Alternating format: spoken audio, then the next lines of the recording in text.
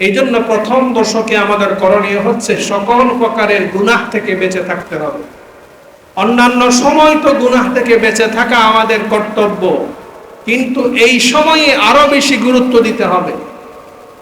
অন্যান্য সময় আমাদের যে গুনাহগুলো হয়ে থাকে সেই বিষয়ে আমাদেরকে সতর্ক থাকতে হবে, বিশেষ করে জিলহজের প্রথম দশকে যেন আমার দ্বারা কোনো গুনাহ না হয়। 5 ওয়াক্ত নামাজ আমাদের উপর ফরজ, নামাজ না পড়া কবিরা গুনাহ। নামাজ না পড়ার কবিরা গুনাহ যেন আমাদের দ্বারা না হয়। আমার চোখ দ্বারা যেন কোনো গুনাহ না হয়, আমার হাত দ্বারা যেন কোনো গুনাহ না হয়। জিলহজের প্রথম দশকে আমাদের করণীয় হচ্ছে গুনাহ মুক্ত থাকা। আর যেই ব্যক্তি গুনাহ মুক্ত থাকতে পারবে সেই ব্যক্তি সবচাইতে বড় ইবাদত গুজার বান্দা হয়ে যাবে। সুবহানাল্লাহ। রাসূলুল্লাহ সাল্লাল্লাহু আলাইহি ওয়াসাল্লাম ইরশাদ করেছেন, ইত্তাকিল মাহারিম তাকুন্না আবাদান নাস। তোমরা সকল হারাম থেকে বেঁচে থাকো, কবিরা গুনাহ থেকে বেঁচে থাকো। যারা কবিরা গুনাহ থেকে নিজেদেরকে বাঁচাতে পারবে, হারাম থেকে বাঁচাতে পারবে, তারা হলো সবচাইতে বড় আবেদ, সবচাইতে বড় ইবাদত করনেওয়ালা ব্যক্তি। নফল ইবাদতের চাইতেও উত্তম হচ্ছে কবিরা গুনাহ থেকে বেঁচে থাকা। আপনি তাহাজ্জুদের নামাজ অনেক ফজিলত, কিন্তু আপনি তাহাজ্জুদের নামাজ পড়লেন, পাশাপাশি রাত্রিবেলায় আপনি পর্নোগ্রাফি দেখলেন, পাশাপাশি রাত্রিবেলায় আপনি জুয়া খেললেন, মদ খেলেন, তো এই যে আপনি তাহাজ্জুদের নামাজ পড়লেন, এই নফল ইবাদত করলেন, পাশাপাশি হারাম কাজেও লিপ্ত হলেন, ওলামায়ে কেরাম বলেন যে আপনার নফল ইবাদতটা আপনার হারামের কারণে বরবাদ হয়ে যাচ্ছে। এই জন্য নফলের চাইতে বেশি উত্তম হচ্ছে আপনি হারাম থেকে বেঁচে থাকেন, গুনাহ থেকে বেঁচে থাকেন। এই জন্য আমরা প্রথম দশক সন্নিকটে চলে এসেছে। আমরা জিলহজের প্রথম দশককে সবচাইতে বেশি গুরুত্ব দিব, আমরা যেন গুনাহ মুক্ত থাকতে পারি। বিশেষ করে বর্তমানে আমাদের সবচাইতে বেশি গুনাহ হয় ইন্টারনেটের গুনাহ। এটা যুবক বলেন, বৃদ্ধ বলেন, সবাই এই গুনার সাথে কম বেশি লিপ্ত, যদিও বা যুবকরা বেশি লিপ্ত। এই হারাম থেকে আমরা বেঁচে থাকার চেষ্টা করব ইনশাআল্লাহ। মুহতারাম হাজিরিন, এই দশকের নেক আমল আল্লাহর কাছে অধিক বেশি পছন্দনীয়। এই জন্য এই দশকে নেক আমলের পরিমাণ বাড়িয়ে দেওয়া, ফরজের ইহতিমাম বাড়িয়ে দেওয়া। ফরজ তো ফরজ, সারা বছর 5 ওয়াক্ত নামাজ ফরজ, কিন্তু এই দশকে ফরজকে আরো বেশি গুরুত্ব দেওয়া, খুশুর সাথে নামাজ আদায় করা, মসজিদে আগে আগে চলে আসা, দেরি করে মসজিদ থেকে বের হওয়া, ফরজের ইহতিমাম বাড়িয়ে দেওয়া, পাশাপাশি নফল আমল বাড়িয়ে দেওয়া। ফরজের পাশাপাশি আপনি ফজরের নামাজের পরে, সূর্যোদয়ের পরে আপনি ইশরাকের নামাজ পড়েন, চাশতের নামাজ পড়েন, মাগরিবের পরে আপনি আওয়াবিন পড়েন। নফল আমল বাড়িয়ে দেন, নফল নামাজ বাড়িয়ে দেন। কোরআনুল কারীমের তেলাওয়াত, জিকির, আজকার, নফল দান সদকা বাড়িয়ে দেন। ইয়া আইয়ুহাল্লাযীনা আমানু সাল্লু আলাইহি ওয়া সাল্লিমু তাসলিমা। সাল্লাল্লাহু আলা وآله وأصحابه وسلم. صلى الله على سيدنا وآله وأصحابه بلغ العلا بكماله كشف الدجى بجماله حسنت جميع خصاله. صلوا عليه. لا إله إلا الله. لا إله إلا الله. لا إله إلا الله. لا إله جوري. لا إله إلا الله. لا ইলাহা ইল্লাল্লাহ লা ইলাহা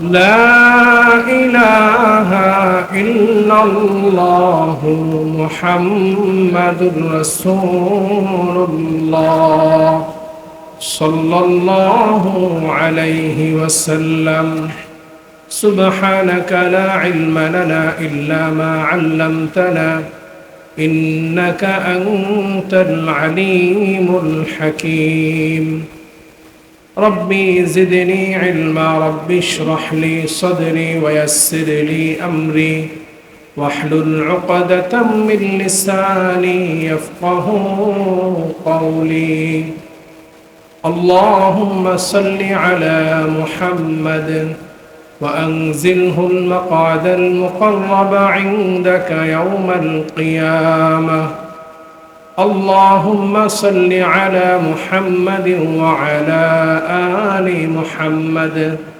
كما صليت على إبراهيم وعلى آل إبراهيم إنك حميد مجيد اللهم بارك على محمد وعلى آل محمد كما باركت على إبراهيم وعلى آل إبراهيم إنك حميد مجيد الحمد لله ثم الحمد لله উপস্থিত মুআজ্জাজ মুকাররম ওয়াজিবুল ইহতিরাম সম্মানিত উলামায়ে কিরাম আমার পরম শ্রদ্ধাভাজন পিতৃতুল্য সম্মানিত মুরব্বিয়ানে ইজম সমবয়সী দিন প্রিয় ইসলাম প্রিয় যুবক তরুণ ভাইয়েরা স্নেহের মাসুম বাচ্চারা পর্দার আড়াল থেকে শ্রবণরতা দিনদার পর্দানিশীল সম্মানিত মা ও বোনেরা দূর দূরান্ত থেকে আগত মুহিব্বিন মুতাআল্লিকিন মুসাল্লিয়ানে কিরাম আমরা আল্লাহ তাআলার দরবারে সর্বপ্রথম শুকরিয়া আদায় করছি যে আল্লাহ সুবহানাহু ওয়া তাআলা আজকের এই পবিত্র জুমাবার সাইয়্যিদুল আইয়ামে পৃথিবীর শ্রেষ্ঠতম স্থান সাইয়্যিদুল মাকান আল্লাহ তাআলার ঘরে আল্লাহ তাআলার মহান হুকুম ফরজ বিধান জুমার সালাত আদায়ের উদ্দেশ্যে আমাদেরকে এই মুহূর্ত পর্যন্ত সুস্থ হায়াত নেক হায়াত দারাজ করে দুনিয়াবি সকল কাজকর্ম থেকে ফারেক করে আল্লাহ তাআলা তার ঘরে সকলের আগে আগে আসার বসার তৌফিক এনায়েত করেছেন সেই মনিবের দরবারে অন্তরের অন্তঃস্থল থেকে হৃদয়ের গভীর থেকে উচ্চ কণ্ঠে সমস্বরে হৃদয় নিংড়ানো ভালোবাসা দিয়ে কালিমাত শুকর করছি সকলে বলি আলহামদুলিল্লাহ অসংখ্য গণিত দরুদ এবং সালামের হাদিয়া পেশ করছি দু জাহানের বাদশাহ সরকারে দু আলম সঈদুল কাউনাইনি ওয়াস সাকালাইন রাহমাতুল লিল আলামিন আকায়ে নামদার তাজদার মদিনা জনাবে মুহাম্মদুর রাসূলুল্লাহ সাল্লাল্লাহু আলাইহি ওয়াসাল্লামের প্রতি মুহতারাম হাজিরিন পবিত্র জিলকদ মাসের আজকে শেষ জুমা কয়েকদিন পর বৎসরের শেষ মাস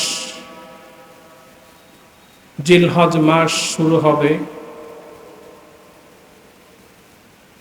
জিলহজের প্রথম দশক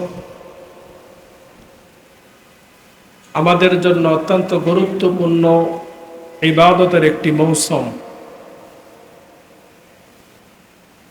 ইবাদতের শ্রেষ্ঠতম মৌসুম হচ্ছে মাহে রমাদান রমাদানের পর বাকি 11 মাসের মধ্যে শ্রেষ্ঠতম মৌসুম শ্রেষ্ঠতম সময় হচ্ছে জিলহজের প্রথম দশক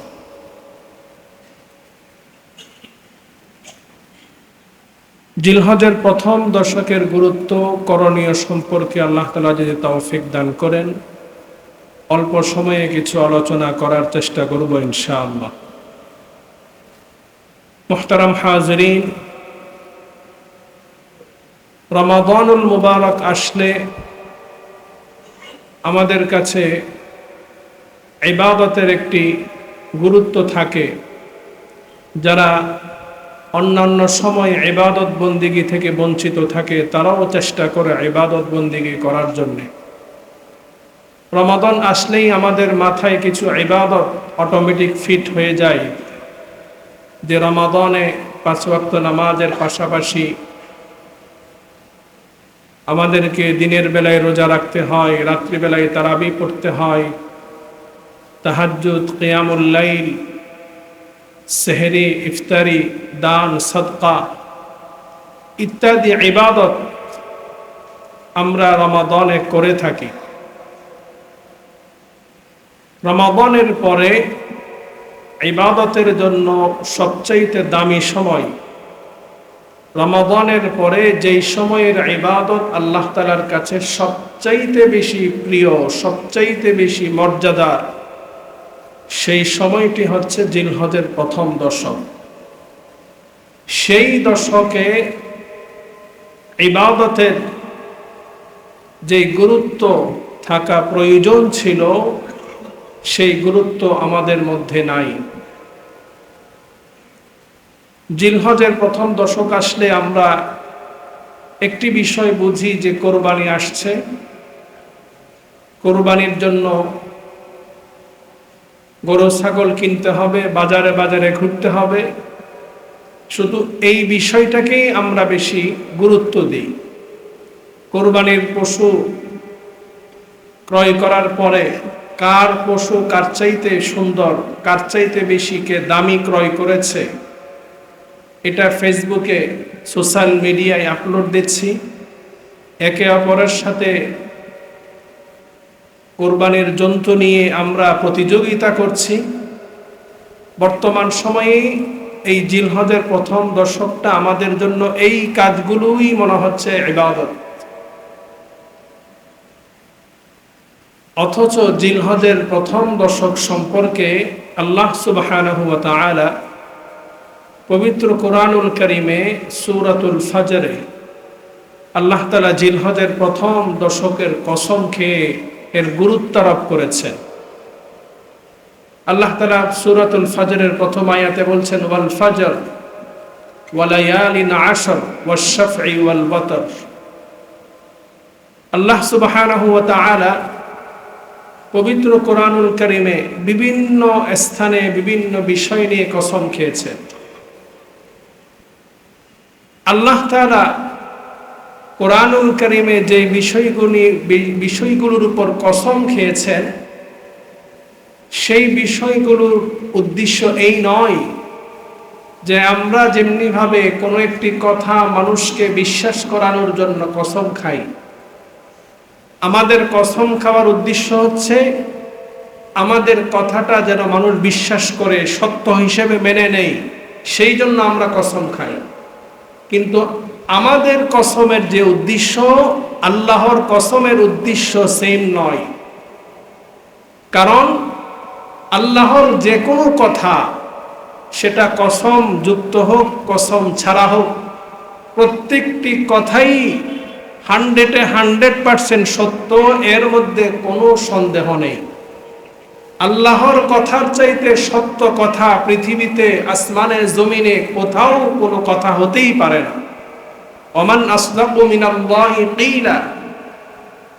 যেই ব্যক্তি আল্লাহর কথার উপর সন্দেহ পোষণ করবে, তার ঈমানই থাকবে না। কিন্তু আল্লাহ তাআলার কথা মহাসত্য, সর্বসত্য, তারপরেও আল্লাহ তাআলা কোরআনুল কারীমে কেন কসম করেছেন? আল্লাহ সুবহানাহু ওয়া তাআলা কোরআনুল কারীমে জায়গায় জায়গায় বিভিন্ন বিষয়ের উপর কসম করেছেন এই উদ্দেশ্যে আল্লাহ সুবহানাহু ওয়া তাআলা ওই বিষয়ের, ওই বস্তুর গুরুত্ব, মর্যাদা বান্দাকে বোঝানোর জন্য, যে যেই বিষয়ের কসম আমি করছি সেই বিষয়ের গুরুত্ব, সেই বিষয়ের মর্যাদা অনেক অনেক বেশি। আল্লাহ সুবহানাহু ওয়া তাআলা সূরাতুল ফজরের প্রথম আয়াতে আল্লাহ তাআলা কসম করেছেন, ওয়াল ফজর, ফজরের কসম। ভোরবেলা সর্বপ্রথম, দিনের সর্বপ্রথম যে নামাজ পড়ি, সেই নামাজ হচ্ছে ফজরের নামাজ। আল্লাহ তাআলা ফজরের কসম খেয়েছেন। ফজরের কসম খাওয়ার দ্বারা আল্লাহ তাআলা এটা বুঝিয়েছেন যেই 24 ঘন্টা এই সময়ের মধ্যে সবচাইতে বেশি গুরুত্বপূর্ণ দামি সময় হচ্ছে ফজরের সময়। 5 ওয়াক্ত নামাজের মধ্যে সবচাইতে বেশি গুরুত্বপূর্ণ নামাজ হচ্ছে ফজরের নামাজ। আল্লাহ তাআলা আমাদেরকে যেই সময়ের গুরুত্ব বেশি বুঝিয়েছেন, যেই সময়ের গুরুত্ব বেশি দিয়েছেন আমাদের জন্য, সেই সময়টাকে আমরা ঘুমে কাটিয়ে দিই। আল্লাহ সুবহানাহু ওয়া তাআলা রাত্রি বানিয়েছেন মানুষকে নিদ্রার জন্য, আরাম করার জন্য।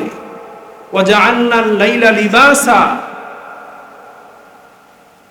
কিন্তু আমরা এখন রাত্রি বেলায় সারা রাত জাগরণ থাকি, রাত জেগে জেগে মোবাইল ইন্টারনেটে ব্যস্ত থাকি, ফজরের আগ মুহূর্তে গিয়ে ঘুম যাই, দিনের বেলা 12টা বাজে ঘুম থেকে উঠি।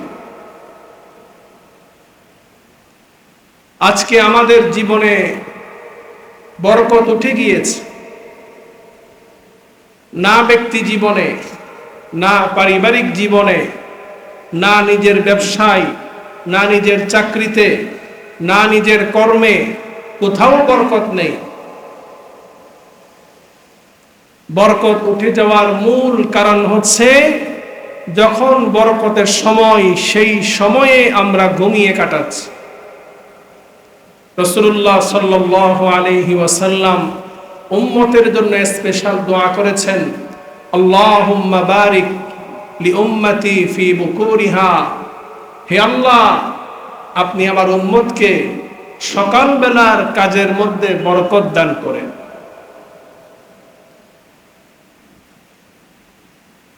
সকাল সকাল যেই কাজই করা হয় সেই কাজের মধ্যে আল্লাহ তাআলা বরকত দেন।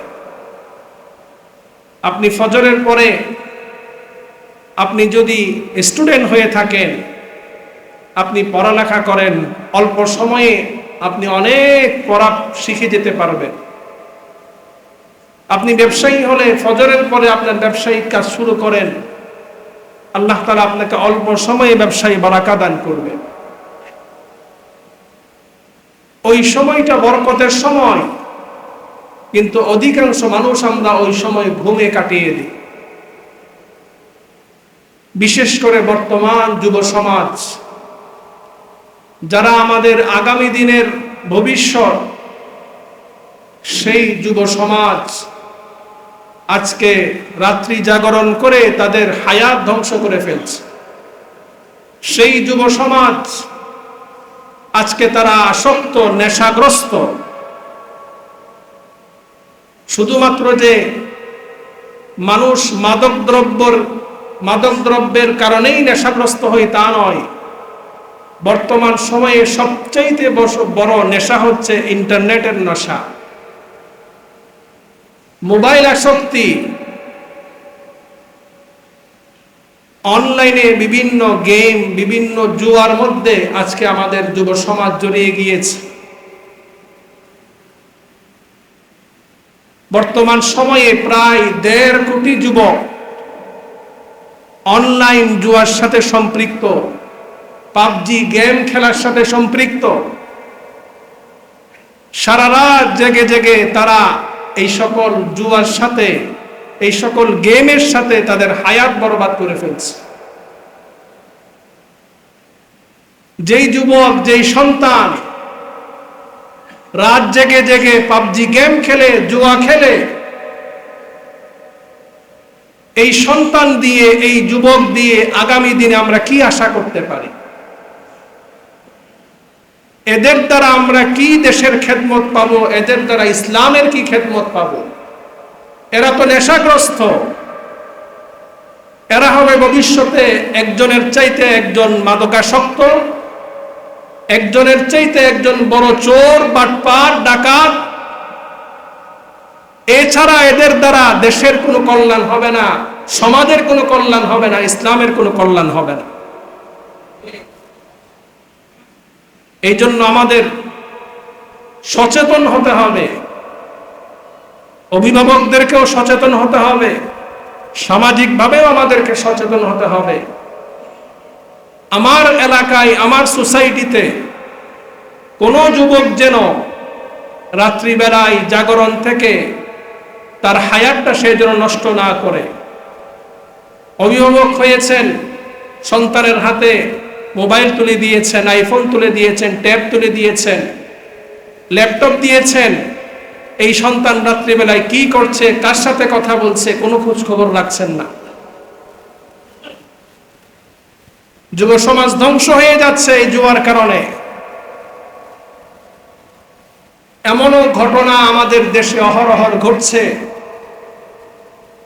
জুয়ার টাকা না দেওয়ার কারণে, গেম খেলতে না দেওয়ার কারণে মা বাবার গায়ে পর্যন্ত সন্তান হাত তুলছে। খেলতে না দেওয়ার কারণে সন্তান নিজে নিজে আত্মহত্যা করছে, কারণ সে তো নেশাগ্রস্ত। গুনাহ যখন মানুষের নেশায় পরিণত হয়, তখন সেই গুনাহ থেকে বেরিয়ে আসা তার জন্য কঠিন হয়ে যায়। সেই গুনাহ তার দুনিয়াও বরবাদ করে, আর আখিরাত ফাউলাইকা আসহাবুন নার, তারা জাহান্নামের অধিবাসী হবে, জাহান্নামের আযাব ভোগ করবে। আল্লাহ সুবহানাহু ওয়া তাআলা এই ফজরের কসম খেয়েছেন, ফজরের নামাজের গুরুত্ব বুঝিয়েছেন, ওই সময়ের গুরুত্ব বুঝিয়েছেন। ফজরের নামাজের চিত্র যদি আমরা এখন তুলে ধরি, হয়তোবা এই মজলিসে অনেকে আমরা আছি যারা ফজরের জামাতে উপস্থিত ছিলাম না, নিজেও উপস্থিত নাই, নিজের সন্তানকেও নামাজ পড়াচ্ছি না, নিজের পরিবারকেও নামাজের তাকিদ দিচ্ছি না। আপনার ঘরের মধ্যে বরকত কোত্থেকে আসবে, কল্যাণ কোত্থেকে আসবে? যতই পিসাবের দরবারে যান, যতই মাজারের দরবারে যান, যতই পানি পড়া আনেন,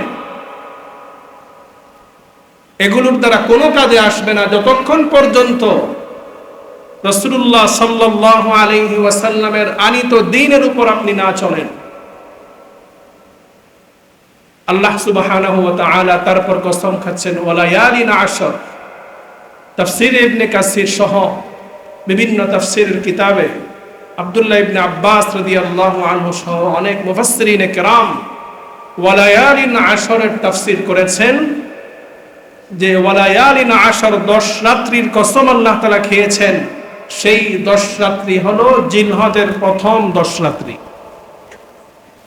আল্লাহ তাআলা জিলহজের প্রথম 10 রাত্রির কসম খেয়ে জিলহজের প্রথম 10 রাত্রির মর্যাদা, গুরুত্ব আল্লাহ তাআলা বুঝিয়েছেন। জিলহজের প্রথম দশকের গুরুত্ব আল্লাহ তাআলা বুঝিয়েছেন। ওয়াশ-শাফঈ ওয়াল ওয়াতর, আল্লাহ তাআলা জোর এবং বেজোরের কসম খেয়েছেন। জিলহজের প্রথম দশকের জোর দিন, জোর রাত, বেজোর দিন, এগুলোর কসম খেয়েছেন আল্লাহ তাআলা। আল্লাহ তাআলা কসম খাওয়ার দ্বারা এটা বুঝিয়েছেন যে জিলহজের প্রথম দশক ইবাদতের শ্রেষ্ঠতম মৌসুম, শ্রেষ্ঠতম সময়। 4টি সম্মানিত মাসের মধ্যে অন্যতম সম্মানিত শ্রেষ্ঠ মাস হচ্ছে জিলহজ মাস। 4টি সম্মানিত মাসের মধ্যে 1 নম্বর হচ্ছে জিলকদ, 2 নম্বর জিলহজ, 3 নম্বর মুহররম, 4 নম্বর রজব। এই 4 সম্মানিত মাসের মধ্যে 4 মাসের মধ্যে শ্রেষ্ঠ সম্মানিত মাস হলো জিলহজ মাস। রাসূলুল্লাহ সাল্লাল্লাহু আলাইহি ওয়াসাল্লাম বিদায় হজের ভাষণে এই মাসের সম্মান বুঝাতে গিয়ে রাসূল বলেন, আলা ওয়া ইন্না আহরামাশ শুহুরি শাহরুকুম হাযা। হে মানব সকল, তোমরা জেনে রাখো যেই সম্মানিত মাসসমূহ রয়েছে, সম্মানিত মাসসমূহের মধ্যে সবচেয়ে বেশি সম্মানিত মাস হলো এই মাস, অর্থাৎ জিলহজ মাস।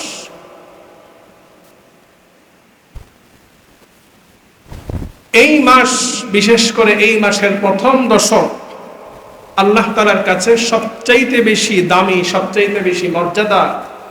এই বিষয়ে রাসূলুল্লাহ সাল্লাল্লাহু আলাইহি ওয়াসাল্লাম ইরশাদ করেন, মা মিন আইয়ামিন আফদালু ইনদাল্লাহি মিন আইয়ামি আশরি যিল হিজ্জাহ। আল্লাহ তাআলার কাছে সবচাইতে বেশি দামি সময়, অন্যান্য সময়ের চাইতে রমাদানের পরে সবচাইতে দামি, সবচাইতে মর্যাদার সময় হচ্ছে জিলহজের প্রথম দশক। জিলহজের প্রথম দশক আল্লাহ তাআলার কাছে এত বেশি দামি কেন? জিলহজের প্রথম দশকের ইবাদত আল্লাহ তাআলার কাছে সবচাইতে বেশি প্রিয়। রাসূলুল্লাহ সাল্লাল্লাহু আলাইহি ওয়াসাল্লাম ইরশাদ করেন, মা মিন আইয়ামিন আল আমালুস সালিহু ফিহা আহাব্বু ইলাল্লাহি মিন হাযিহিল আইয়াম, ইয়ানি আইয়াম আল আশর। আল্লাহ তাআলার কাছে সবচাইতে বেশি প্রিয়, সবচাইতে বেশি পছন্দের ইবাদত, নেক আমল হচ্ছে জিলহজের প্রথম দশকের ইবাদত, প্রথম দশকের নেক আমল।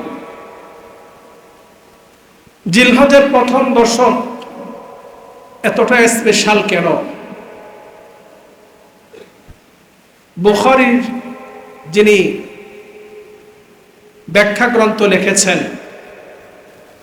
আল্লামা হাফেজ ইবনে হাজার আসকালানি রাহিমাহুল্লাহ, তিনি লিখেছেন যে জিলহজের প্রথম দশক এমন একটা সময়, যেই সময়ে ইসলামের সকল ইবাদতের সমষ্টি একত্রিত হয়েছে, সকল ইবাদতের সমাহার হয়েছে। ইসলামের মধ্যে যে 5টি রুকন রয়েছে তার মধ্যে 4টি হলো ইবাদত। প্রথমটি হচ্ছে মানুষের ঈমান। 4টি যে ইবাদত তার মধ্যে নামাজ, রোজা, হজ, যাকাত। আপনি জিলহজের প্রথম দশকের মধ্যে আপনার অন্যান্য সময় যেমনি ভাবে 5 ওয়াক্ত নামাজ আপনার উপর ফরজ, ঠিক তেমনি ভাবে জিলহজের প্রথম দশক আপনার উপর 5 ওয়াক্ত নামাজ ফরজ। এই 5 ওয়াক্ত নামাজের আমল চলছে। আপনি রমাদান মাসে 1 মাস রোজা ফরজ, কিন্তু জিলহজের প্রথম দশকের প্রথম 9 দিন রোজা রাখা সুন্নাহ, নফল রোজা, রোজার আমলটি আপনি জিলহজের প্রথম দশকে করতে পারছেন। নামাজের আমলও এই জিলহজের প্রথম দশকে চলছে, ফরজ নামাজ, নফল নামাজ। আপনি এই জিলহজের প্রথম দশকে আপনি 9 দিন নফল রোজা রাখতে পারছেন। জিলহজের এই প্রথম দশকে আপনি দান সদকা করতে পারছেন। কারোর উপর যাকাত ফরজ হয়ে থাকলে তিনি চাইলে জিলহজের প্রথম দশকে করতে পারেন। যাকাত ফরজ না হলে নফল দান সদকা করতে পারেন। জিলহজের প্রথম দশকে রাসূলুল্লাহ সাল্লাল্লাহু আলাইহি ওয়াসাল্লাম বেশি পরিমাণ জিকির করার কথা বলেছেন। এই দশকের মধ্যে জিকির, আজকার, কোরআন তেলাওয়াত এবং স্পেশাল যে 2টি আমল এই দশকের মধ্যে রয়েছে, তার মধ্যে একটি হচ্ছে হজ আর একটি হচ্ছে কুরবানি। যেই 2টি আমল আপনি অন্য সময় করতে পারবেন না। বাকি আমলগুলো সারা বছর আছে, সেটা ফরজ হোক নফল হোক, কিন্তু হজ, ফরজ হজ এটা নির্দিষ্ট সময়ে নির্দিষ্ট স্থানে করতে হয়। এই জিলহজের প্রথম দশকের মধ্যে হজ সম্পাদন হয়। 8 তারিখ থেকে হজের কার্যক্রম শুরু হয়। কুরবানি এটা ওয়াজিব। জিলহজের 10, 11, 12 এই 3 দিনের মধ্যেই কুরবানি করতে হবে। এছাড়া বাকি সময় আপনি কুরবানি করলে কুরবানি হবে না। তো জিলহজে স্পেশাল এমন 2টি আমল রয়েছে যে আমল অন্য সময় করার কোনো সুযোগ নেই, কিন্তু অন্য সময়ের আমলগুলো জিলহজের প্রথম দশকেও মানুষ করছে। যার কারণে এই দশককে বলা হয়েছে ইবাদতের সমাহারের দশক। সকল ইবাদত একসাথে এই দশকে করা হচ্ছে। এই জন্য জিলহজের প্রথম দশককে আল্লাহ তাআলা সবচেয়ে বেশি গুরুত্ব দিয়েছে। মুহতারাম হাজরিন, জিলহজের প্রথম দশকের গুরুত্ব সম্পর্কে সংক্ষিপ্ত কিছু কথা বললাম। রাসূলুল্লাহ সাল্লাল্লাহু আলাইহি ওয়াসাল্লাম ইরশাদ করেছেন যে আল্লাহ তাআলার কাছে জিলহজের প্রথম দশকের নেক আমল অন্য সময়ের চাইতে অধিক প্রিয়, অধিক পছন্দনীয়। হাদিসের মধ্যে আল্লাহ রাসূল এই কথা বলার পর সাহাবায়ে কেরাম রাসূলুল্লাহ সাল্লাল্লাহু আলাইহি ওয়াসাল্লামকে জিজ্ঞেস করলেন, ক্বালু ইয়া রাসূলুল্লাহ ওয়ালাল জিহাদু ফি সাবিলিল্লাহ। জিলহজের প্রথম দশকের নেক আমল আল্লাহ তাআলার কাছে এত বেশি পছন্দনীয় যে ইয়া রাসূলুল্লাহ, আল্লাহর রাস্তায় জিহাদ করার চাইতেও কি জিলহজের প্রথম দশকের নেক আমল আল্লাহর কাছে বেশি প্রিয়? রাসূলুল্লাহ সাল্লাল্লাহু আলাইহি ওয়াসাল্লাম উত্তরে বললেন, ওয়ালাল জিহাদু ফি সাবিলিল্লাহ, আল্লাহর রাস্তায় জিহাদ করার চাইতেও জিলহজের প্রথম 10 দিনের নেক আমল আল্লাহর কাছে সবচেয়ে বেশি প্রিয়। সুবহানাল্লাহ। তবে ইল্লা রাজুলুন খারাজা বিনাফসিহি ওয়া মালিহি ফালাম ইয়ারজি মিন যালিকা বিশাইইন, ওই ব্যক্তির চাইতে বেশি প্রিয় নয় যে ব্যক্তি আল্লাহর রাস্তায় জিহাদ করতে গিয়ে শাহাদাত বরণ করেছে, শহীদ হয়েছে, তার চাইতে বেশি প্রিয় নয়।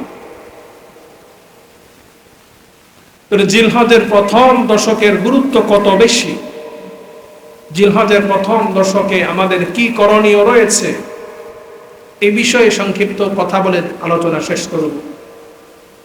জিলহজের প্রথম দশকে আমাদের প্রথম করণীয় হচ্ছে জিলহজ মাস আশহুরে হুরুম, সম্মানিত মাস। এই মাসসমূহের মধ্যে আল্লাহ তাআলা পবিত্র কোরআনে বলেছেন, ফালা তাজলিমু ফিহিন্না আনফুসাকুম, তোমরা এই মাসসমূহের মধ্যে নিজেদের উপর নিজেরা জুলুম করবে না। তো জিলহজের প্রথম দশকের আমাদের প্রথম করণীয় হলো আমরা আমাদের নিজেদের উপর নিজেরা জুলুম করা থেকে বিরত থাকব।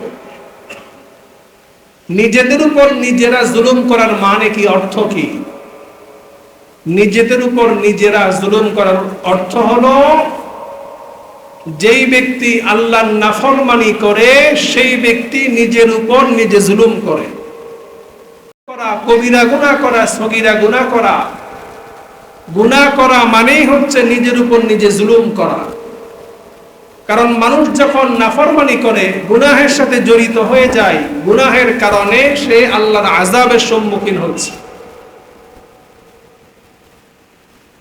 গুনাহের কারণে সে আল্লাহর লাআনতের সংবিধান হচ্ছে, সে গুনাহের কারণে আল্লাহর আযাবের সম্মুখীন হচ্ছে। এর চাইতে বড় জুলুম আর কিছু হইতে পারে না। এই জন্য প্রথম দশকে আমাদের করণীয় হচ্ছে সকল প্রকারের গুনাহ থেকে বেঁচে থাকতে হবে।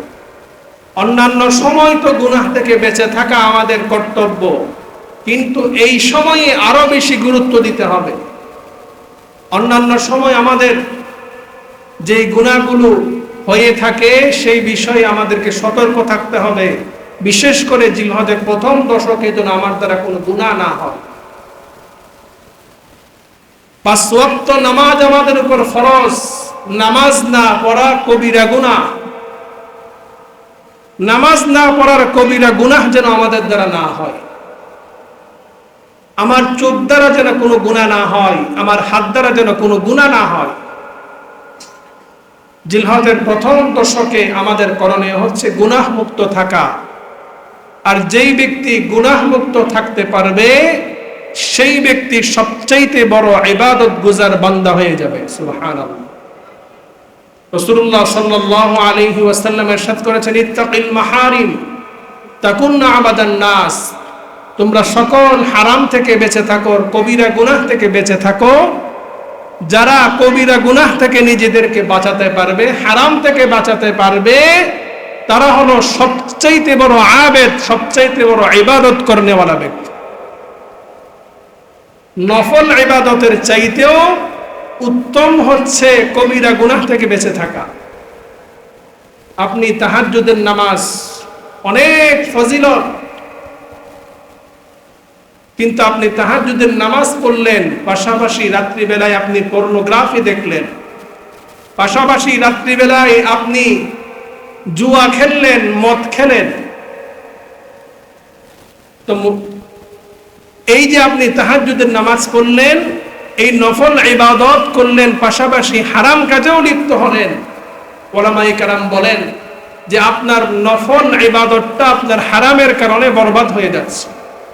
এই জন্য নফলের চাইতে বেশি উত্তম হচ্ছে আপনি হারাম থেকে বেঁচে থাকেন, গুনাহ থেকে বেঁচে থাকেন। এই জন্য আমরা প্রথম দশক সন্নিকটে চলে এসেছে। আমরা জিলহজের প্রথম দশককে সবচাইতে বেশি গুরুত্ব দিব, আমরা যেন গুনাহ মুক্ত থাকতে পারি। বিশেষ করে বর্তমানে আমাদের সবচাইতে বেশি গুনাহ হয় ইন্টারনেটের গুনাহ। এটা যুবক বলেন, বৃদ্ধ বলেন, সবাই এই গুনার সাথে কম বেশি লিপ্ত। যদিও বা যুবকরা বেশি লিপ্ত, এই হারাম থেকে আমরা বেঁচে থাকার চেষ্টা করব ইনশাআল্লাহ। মুহতারাম হাজরিন, এই দশকের নেক আমল আল্লাহর কাছে অধিক বেশি পছন্দনীয়। এই জন্য এই দশকে নেক আমলের পরিমাণ বাড়িয়ে দেওয়া, ফরজের ইহতিমাম বাড়িয়ে দেওয়া। ফরজ তো ফরজ, সারা বছর 5 ওয়াক্ত নামাজ ফরজ, কিন্তু এই দশকে ফরজকে আরো বেশি গুরুত্ব দেওয়া, খুশুর সাথে নামাজ আদায় করা, মসজিদে আগে আগে চলে আসা, দেরি করে মসজিদ থেকে বের হওয়া, ফরজের ইহতিমাম বাড়িয়ে দেওয়া, পাশাপাশি নফল আমল বাড়িয়ে দেওয়া। ফরজের পাশাপাশি আপনি ফজরের নামাজের পরে, সূর্য উদয়ের পরে আপনি ইশরাকের নামাজ পড়েন, চাশতের নামাজ পড়েন, মাগরিবের পরে আপনি আওয়াবিন পড়েন। নফল আমল বাড়িয়ে দেন, নফল নামাজ বাড়িয়ে দেন, কোরআনুল কারীমের তেলাওয়াত, জিকির, আজকার, নফল দান সদকা বাড়িয়ে দেন। এই দশকে অন্যতম আরেকটি ইবাদত হচ্ছে নফল রোজা রাখা। রাসূলুল্লাহ সাল্লাল্লাহু আলাইহি ওয়াসাল্লাম জিলহজের প্রথম দশকের প্রথম 9 দিন আল্লাহ রাসূল রোজা রাখতেন। হাদিসের মধ্যে এসেছে, কানা রাসূলুল্লাহ সাল্লাল্লাহু আলাইহি ওয়াসাল্লাম ইয়াসুমু 9 যিলহিজ্জা।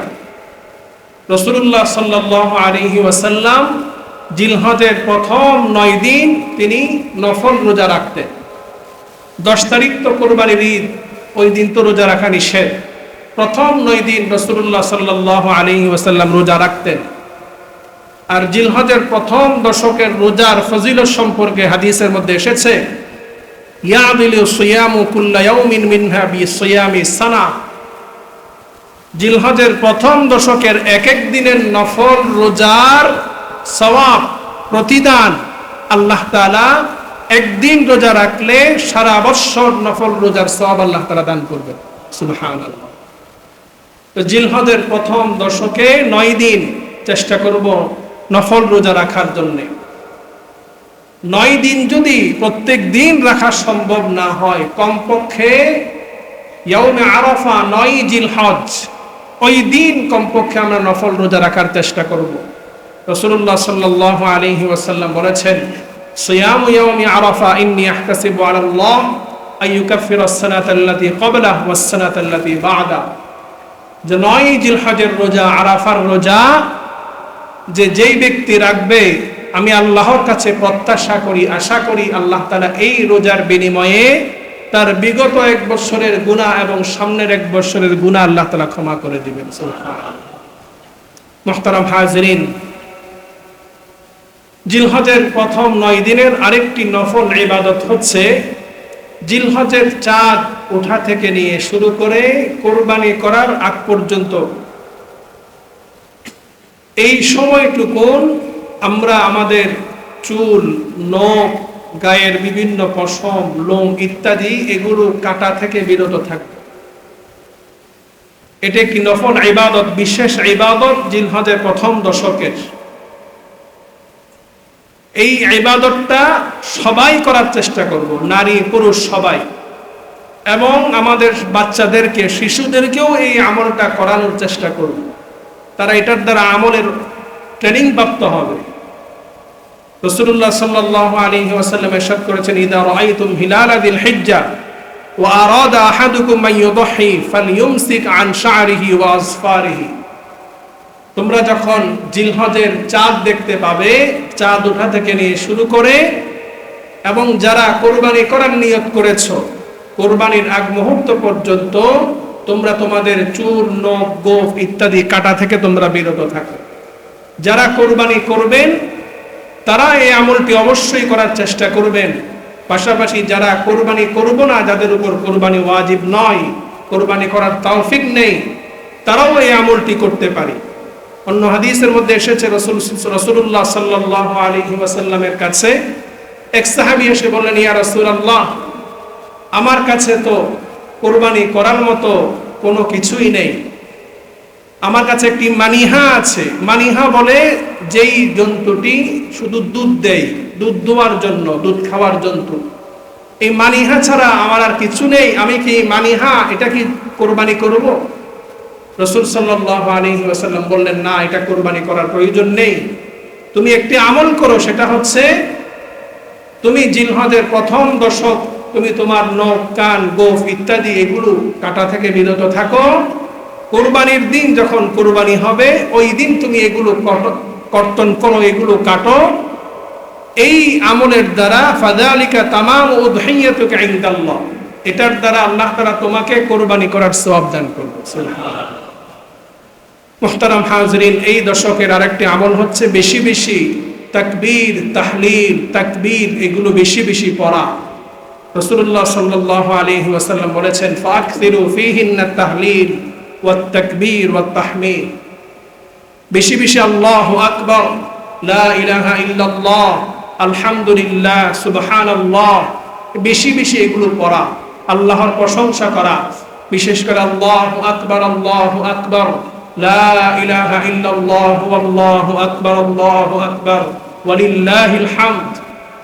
এই তাকবীরগুলো বেশি বেশি পড়া, জোরে জোরে পড়া, ঘরে বাহিরে হাঁটতে ফিরতে বাজারে ঘাটে সব সময় পড়া।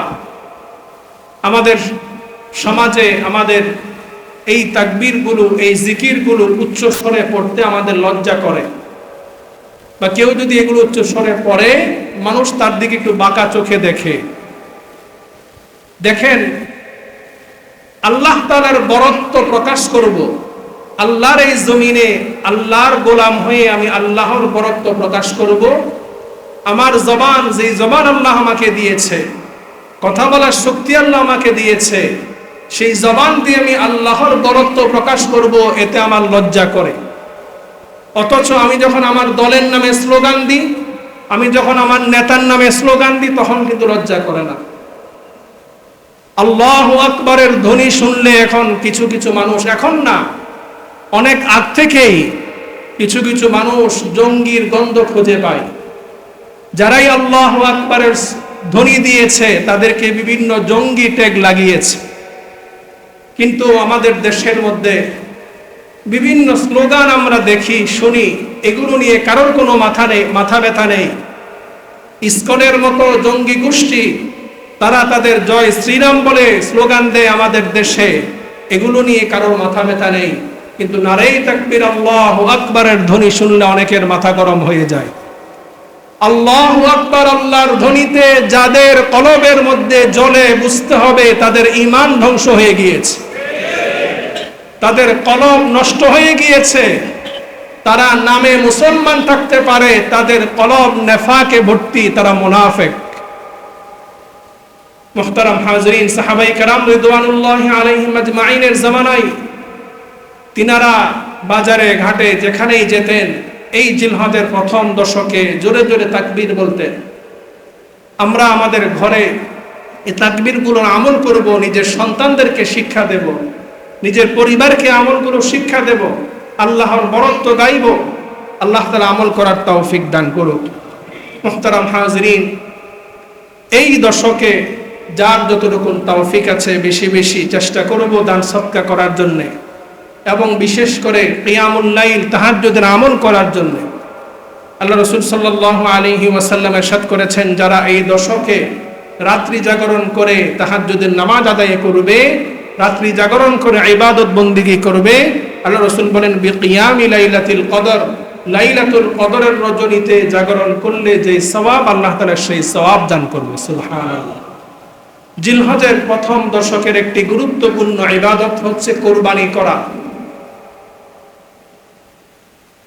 কোরবানি বর্তমান সময়ে আমরা অনেকেই করি, কিন্তু আমাদের অনেকের কোরবানি বিশুদ্ধ হচ্ছে না আমাদের নিয়তের কারণে। অনেকের কোরবানি বিশুদ্ধ হচ্ছে না আমাদের অর্থের কারণে। নিয়তে গলদ থাকার কারণে কোরবানি বিশুদ্ধ হচ্ছে না। অর্থের মধ্যে হারাম থাকার কারণে কোরবানি বিশুদ্ধ হচ্ছে না।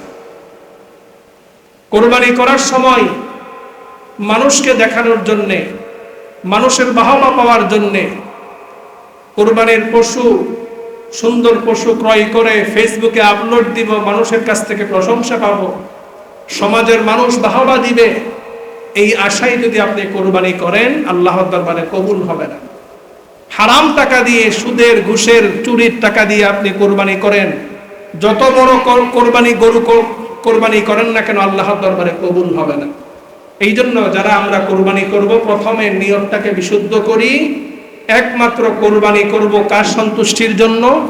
আল্লাহর সন্তুষ্টির জন্য। আল্লাহ তাআলা বলেন, ইন্না সালাতি ওয়া নুসুকি ওয়া মাহইয়ায়া ওয়া মামাতি লিল্লাহি রাব্বিল আলামিন। হে নবী, আপনি বলুন যে আমার নামাজ, আমার কোরবানি, আমার জীবন, আমার মরণ সব কিছু আল্লাহর জন্য, আল্লাহর সন্তুষ্টির জন্য কোরবানি হতে হবে। হালাল ইনকাম দিয়ে কোরবানি হতে হবে। বর্তমান সময়ে যাদের কাছে নেশাব পরিমাণ সম্পদ আছে, বিশেষ করে কোরবানির দিনগুলোতে, কোরবানির দিনগুলো হচ্ছে 10 তারিখ, 11 তারিখ, 12 তারিখ, এই দিনগুলোর মধ্যে কারোর কাছে যদি নেশাব পরিমাণ সম্পদ থাকে, সে নারী হোক পুরুষ হোক, কারোর কাছে যদি নেশাব পরিমাণ সম্পদ থাকে, তার উপর কোরবানি ওয়াজিব। 7.5 তোলা স্বর্ণ অথবা 52.5 তোলা রূপা অথবা 52.5 তোলা রূপা পরিমাণ নগদ অর্থ বা ব্যবসায়িক মাল কারোর কাছে যদি থাকে, তার উপর কোরবানি করা ওয়াজিব। বর্তমান সময়ে 52.5 তোলা রূপার মূল্য, বিভিন্ন রূপার রেটের উপর বিভিন্ন রেট আসছে। মোটামুটি ভাবে বর্তমানে একটা রেট, যেটা স্বাভাবিক রেট, মাঝ বরাবর রেট, সেটা হচ্ছে 2 লক্ষ টাকা। কারোর কাছে যদি 2 লক্ষ টাকা নগদ থাকে অথবা 2 লক্ষ টাকার ব্যবসায়িক মাল থাকে, অথবা ব্যবসায়িক মাল এবং রূপা, স্বর্ণ উভয়ের সমষ্টি একসাথে 2 লক্ষ টাকা হয়, তাহলে ওই ব্যক্তির উপর কোরবানি করা ওয়াজিব। কোরবানি গরু দিয়ে করতে হবে এমন কোনো কথা নেই। আপনি গরুর তৌফিক না থাকলে আপনি একটি ছাগল দিয়ে করেন, একটি বকরি দিয়ে করেন, একটি খাসি দিয়ে করেন। রাসূলুল্লাহ সাল্লাল্লাহু আলাইহি ওয়াসাল্লাম বলেছেন যে কোরবানির জন্তুর গায়ে যতগুলো পশম থাকবে, প্রত্যেক পশমের বিনিময়ে আল্লাহ তাআলা সওয়াব দান করবেন। সুবহানাল্লাহ। আল্লাহ রাসূল বলেছেন, যে ব্যক্তির কোরবানি করার সামর্থ্য আছে, সামর্থ্য থাকার পরেও যারা কোরবানি করবে না, সে যেন ঈদগাহে, আমার ঈদগাহে না আসে। এই জন্য অনেক মহিলারা আছে যাদের স্বর্ণ আছে কিন্তু নগদ টাকা নেই, তিনি কোরবানি কিভাবে করবেন? প্রয়োজনে স্বর্ণ বিক্রি করে আপনি কোরবানি করেন। 7.5 ভরি উপরে যদি আপনার স্বর্ণ থাকে বা 7.5 ভরি স্বর্ণ থাকে, আপনার উপর কোরবানি ওয়াজিব। স্বামী যদি চাই স্ত্রীকে নিজের পক্ষ থেকে অর্থ দিয়ে কোরবানি তাকে হেল্প করবে, স্বামী চাইলে হেল্প করতে পারবে। কিন্তু যার উপর কোরবানি ওয়াজিব, তাকে অবশ্যই অবশ্যই কোরবানি করতে হবে। মুহতারাম হাজিরিন, সামনের জুমায় ইনশাআল্লাহ কোরবানির মাসালা মাসাইল নিয়ে আরো বিস্তারিত আলোচনা করব। আজকের জুমায় যা কিছু আলোচনা করলাম, শুনলাম, আল্লাহ তাআলা আমি সহ আমাদের সকলকে আমল করার তৌফিক দান করুক।